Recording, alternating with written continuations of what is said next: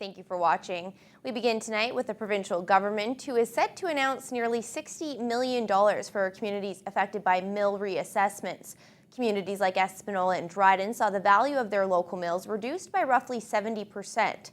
Resolute Forest Products in Thunder Bay has also applied for similar reductions, but as Dennis Ward reports, Thunder Bay won't benefit from the financial assistance. The provincial government is planning to help out communities hard hit by pulp and paper mill reassessments. $59 million in one-time financial assistance will be provided to a small number of northern rural municipalities. Places like Dryden, where the assessed value of the Domtar mill dropped by more than 70%. Mayor Craig Nuttall wouldn't confirm the amount of assistance Dryden will receive, but says it's substantial. While Thunder Bay was involved in the push for the financial support, it won't be seeing any provincial help. We picked up the fight with the smaller communities, and maybe we're paying a penalty for that, but we're all in this game together. We fought hard. We said, listen, this is the same issue that we're dealing with. So I think the reality of it is our size, our diverse tax base, was really the thing that the province looked at and said, whereas these other communities are really hard hit, Thunder Bay, you should be able to manage. And that was the argument. Resolute Forest Products is hoping to get the local pulp and paper mills' assessed value dropped from $74 million to $34 million. An assessment review board hearing between the city and Resolute was scheduled to begin on Monday, but the company has asked for a 4-month adjournment. The eventual ruling could cost the city millions. In December, Dryden raised its large industrial tax rate by 15%, a move that essentially only impacted the Domtar mill. Thunder Bay Mayor Keith Hobbs says he won't rule out a similar move depending on the outcome of the ARB appeal. We have the ability to deal with tax ratios, and that's definitely on the radar. We'll see how this goes, and we may have to go there. And I don't have a problem with that. I think everyone should pay their fair share. All segments of society should pay their fair share. Dennis Ward, TBT News.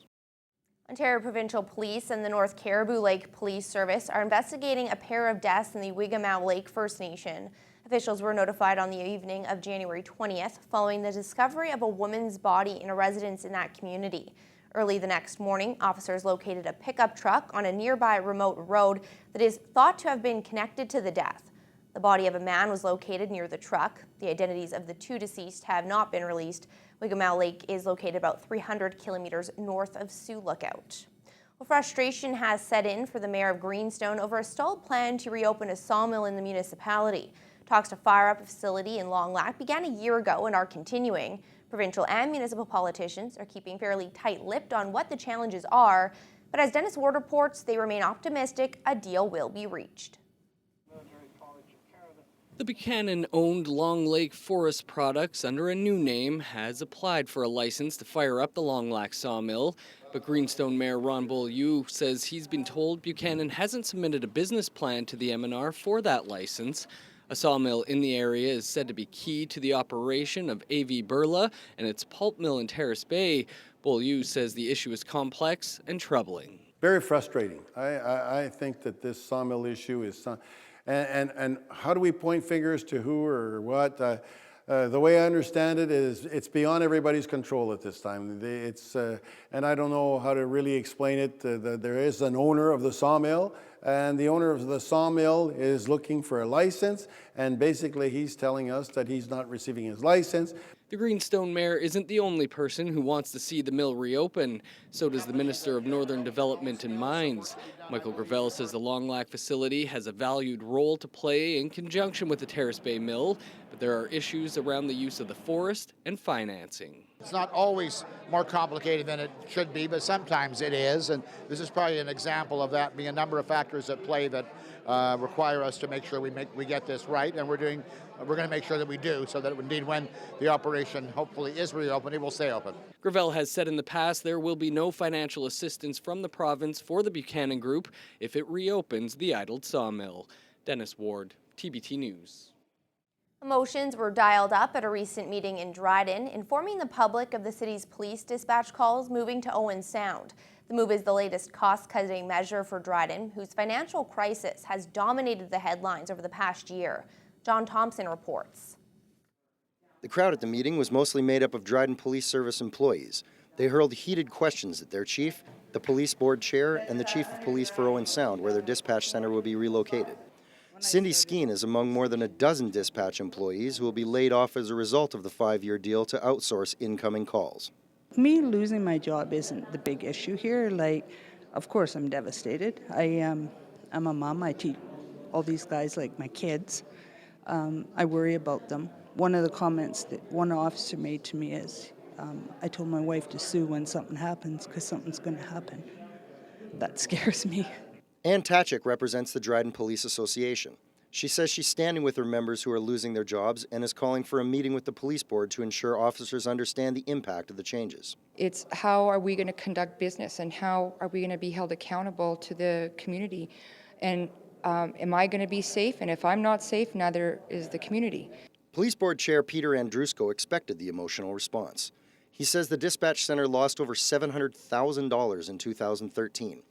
With equipment purchased in the 1980s, Dryden's comm center can no longer attract the contracts it had at its peak in 2007. And with a structural deficit of $3 million, Andrusko says the municipality is in no financial state to fund upgrades. Revenue to the call center has dropped dramatically in the last 5 or 6 years, and the staffing at the comm center has remained the same, and so the cost the deficit in the comm center has become, we can no longer ignore it. The Ontario Civilian Police Commission still has to approve the deal in February, but by law, the contract had to be signed prior to public consultation. Officers in attendance didn't dispute the savings to the city, only that the board tied the police into the Owen Sound contract before its officers were brought into the loop. John Thompson, TBT News. A new training center with a focus on forestry and mining services is under construction in Greenstone. Senior levels of government came together to provide $3.5 million for the project. Dennis Ward was in Geraldton for the announcement. A new training and skills development center located in Geraldton is a regional priority, according to FedNor Minister Greg Rickford. The federal and provincial governments are each providing $1.75 million for the project. Rickford feels it's money well spent. Just a great opportunity for this particular community, 27 long-term full-time jobs, 30 new construction jobs, and of course attracting students from across the region and all of the economic spin-offs from there. The facility is already under construction and will house 10 training rooms, meeting rooms, and other labs and offices. Northern Development and Mines Minister Michael Gravel believes the centre will help build a workforce that will meet upcoming demands. Delighted that we've been able to help move forward this project, which has been a vision, quite frankly, for a number of years, but one that is very timely, particularly in light of the skill shortages that we already know we see in the mining sector. The $3.5 million being provided is in addition to the $500,000 the Geraldton Community Forest has already put toward the project. The GCF will own and operate the facility. The organization already trains roughly 400 people each year, but the center will open up new opportunities, says Chair Sam Draganoff. The needs of the area are going to require more specialized delivery educational systems, and we intend on making agreements with various partners like Northern College, like Confederation College, to come in, utilize this building, and run the programs themselves. Greenstone Mayor Ron Beaulieu feels the center will address labor demands and benefit local businesses. This whole project is very important to try to coordinate what we're seeing with the Ring of Fire when it comes to the mining industry, whether it's Premier Gold here, right here in the Geraldton ward. Also, when we think of the future of the forest industry in our area. Construction on the training center at the Geraldton Airport is expected to wrap up in the summer. Dennis Ward, TBT News. The bad blood continues between NDP leader Tom Mulcair and his former colleague Bruce Heyer. Heyer quit the party in 2012 and joined the Greens in December. Mulcair was in Thunder Bay and used the visit to make a few harsh comments towards Heyer. He also guaranteed an NDP victory for the riding in the next election. Rochelle El-Soufi has the story. I was flattered that he came all the way here to involve himself in Thunder Bay Superior North politics. NDP leader Tom Mulcair stopped in Thunder Bay as part of a national tour of kitchen table discussions. and he didn't hold anything back when asked for his thoughts about former NDP member Bruce Heyer. Frankly, I didn't find him very reliable, and he's proven me right since then. He's not reliable. Heyer met us in our studios to respond to Mulcair's comment. Unreliable, yes. Mr. Mulcair cannot rely on me to park my brain and my voice at the doors to the House of Commons. Mulcair added that people are very upset at having voted for one party and seeing that taken away from them on a whim from one individual. And he's very confident the NDP will take that riding back. So I can guarantee you we'll be taking that riding back. Because if he owns this riding, it's not Mr. Mulcair's riding, it's not my riding, it's the voters' riding. The voters will decide in the next election. Somehow Mr. Heyer managed to convince himself, since he left our caucus, that this somehow had something to do with the gun registry. It did not. That is simply not true. Heyer says Mulcair's party is way down the polls, which is why he is frustrated.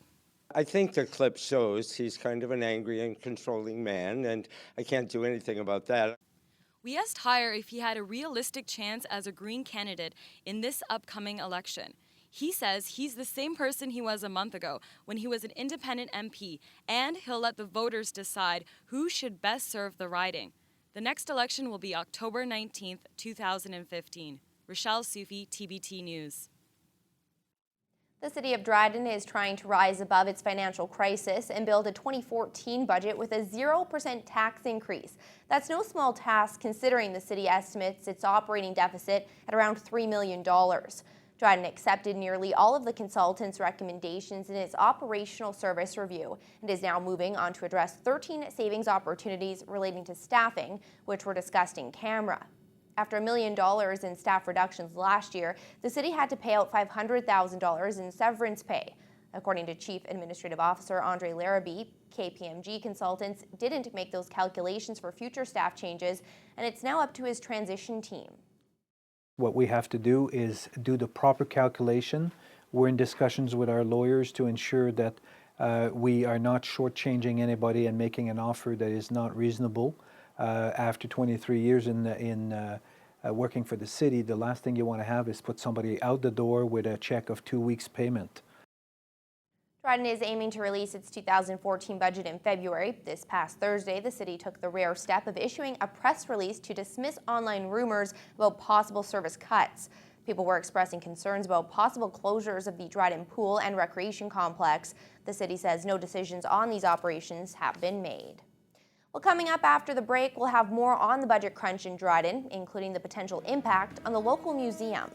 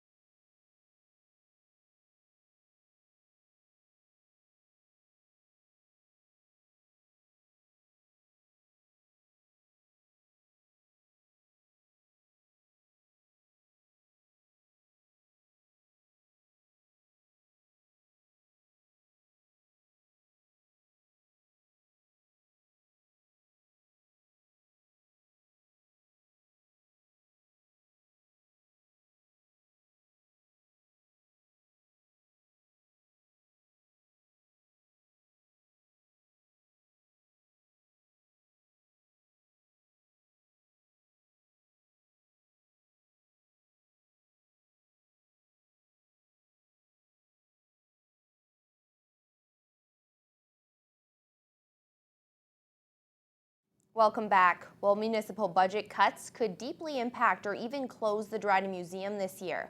However, the museum's board is taking a proactive approach and appealing to City Council and the community. John Thompson fills us in. When past members of the Dryden Museum Board heard the city would be undergoing an operational service review, 6 of them returned on an activist platform to save the facility that saw only 6 visitors a day in 2013. Although the review's recommendations spared the museum, the board is applying pressure to keep it open as the city plans its 2014 budget. Sharon McGilvery is the board's vice chair. She argues the museum's real value is holding the past in trust for future generations. We do understand that the city is looking at dollars and cents, but we feel that the museum has greater value outside dollars. One of the statements we made, have used recently, is once our history, if that were to happen, once your history is lost, it can never be retrieved. Dryden's Chief Administrative Officer Andre Larrabee says decisions on the museum's future haven't been finalized, but even if it were to be closed, it would take years for the closure costs to balance the savings. When we look at what really it's going to cost to close the museum and dispose or properly store the artifacts that are there, there's a lot more to it than saying we're going to close and save money this year. A lot of cost saving will be over the next 2 to 3 years.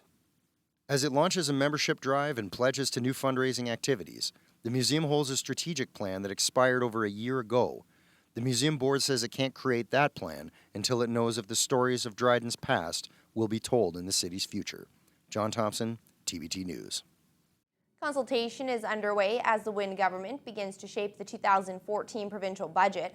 Local business representatives and special interest groups spent time lobbying Ontario's Standing Committee on Finance and Economic Affairs this past week in an effort to secure provincial dollars. Ryan Benazzo has the details. The anticipated jobs. $130 billion only goes so far, and local stakeholders want to ensure the money is spent appropriately. Ontario's bipartisan Committee on Finance and Economic Affairs is traveling the province, holding pre-budget consultations with interested business and social groups. Thunder Bay Chamber of Commerce President Charla Robinson identifies several topics of relevance to local business owners who'd like to see the province's minimum wage tied more closely with the annual inflation rate, as well as continued investment in the research and mining sectors. Without that money invested now, we're probably not going to be able to see the return on that investment in the future. It's going to make it a lot harder for the province to get those billions of dollars in taxes. The committee also must mull over presentations made by a number of social groups, calling for, among other things, more compensation for injured workers through the Workplace Safety and Insurance Board and additional funding for hospitals to hire registered nurses. Moves advocates say will actually reduce healthcare costs over time. Studies show the more registered nurses you have, you will actually save money in the long run. Every registered nurse you have, you're going to have a $60,000 savings. Many of our members are ending up in emergency on a monthly basis. Well, that goes to the healthcare costs. NDP finance critic Michael Prue echoes the notion, saying changes to WSIB are long overdue. The 2007 budget talked about fixing the system, and for the last 7 years, nothing has been done down that road, so it's very disappointing. The PC's Vic Fideli cites a clear underlying concern articulated by both business and social interests across the province. Heavy red tape burden and high taxes. It's quite amazing that the similarity we hear from both groups. Thunder Bay MPP Bill Morrow, though, defends his party's track record. While he acknowledges the Liberals can't appease everybody, he feels they generally represent the will of Ontarians. Healthcare, education, the economy, infrastructure, we've clearly, consistently, since being elected in 2003, made major investments in those areas. But reaction will no doubt be mixed when the 2014 document is released in the coming months. Ryan Benazzo, TBT News. A long-time snow removal service provided to seniors and the disabled in Greenstone is under the microscope. Details coming up after the break.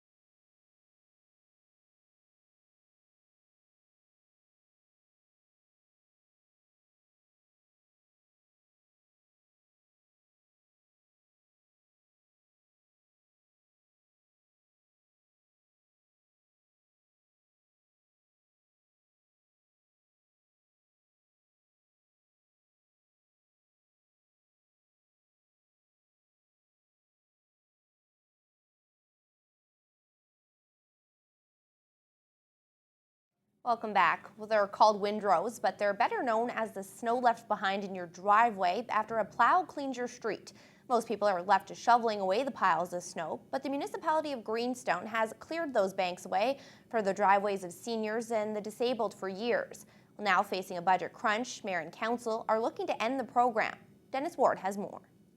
And it's a benefit that they've had. It's never a good thing to start taking things away. Elaine Ministo is speaking for the Long Lac Senior Citizens Club. They are worried about losing a snow removal program they've had for decades. Right now, more than 400 households in the municipality qualify for the windrow removal policy. There are some that we know it'll be a difficult situation for them if they don't have the help. And they can't afford to pay to have it done themselves, and they're not capable of doing it themselves. So I don't want to see anybody laying in a driveway because they're trying to get themselves out for the sake of what it'll cost to plow their driveway. Ending the program is a tough decision for Greenstone Mayor Ron Beaulieu.